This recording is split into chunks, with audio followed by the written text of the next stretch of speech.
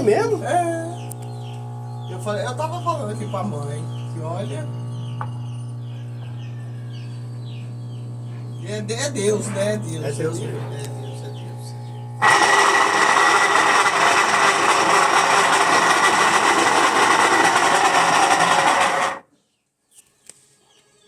Agora que ela veio quebrar, tá quebrando, mas ainda tá dando pra usar ainda.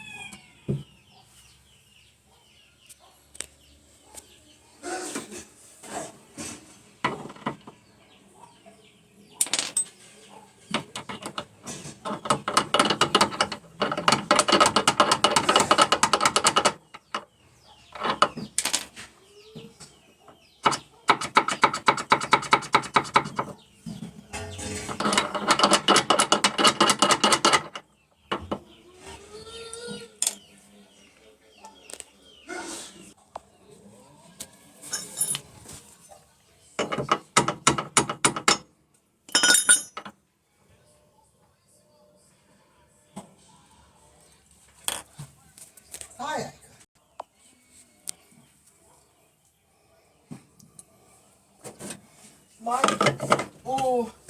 o piso da minha casa foi trocado. Veio dois, né? E aquela viela não era pra passar carne. E disse que entrou uma mulher lá e a mulher acho que abriu a viela, sei lá, pra passar carne perto da casa dele e ele não gostou. Aí tava querendo vender o sítio. Aí a irmã dele disse que vai.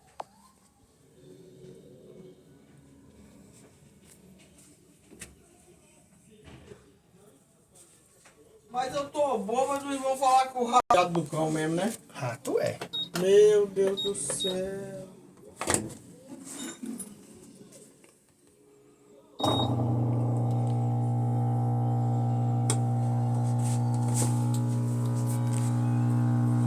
Já vai chegar, né?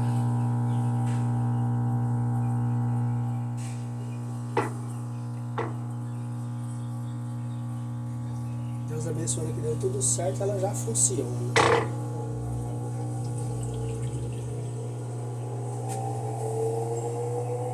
Olha. Ela é silenciosa. Funcionou. Ela não faz barulho, não.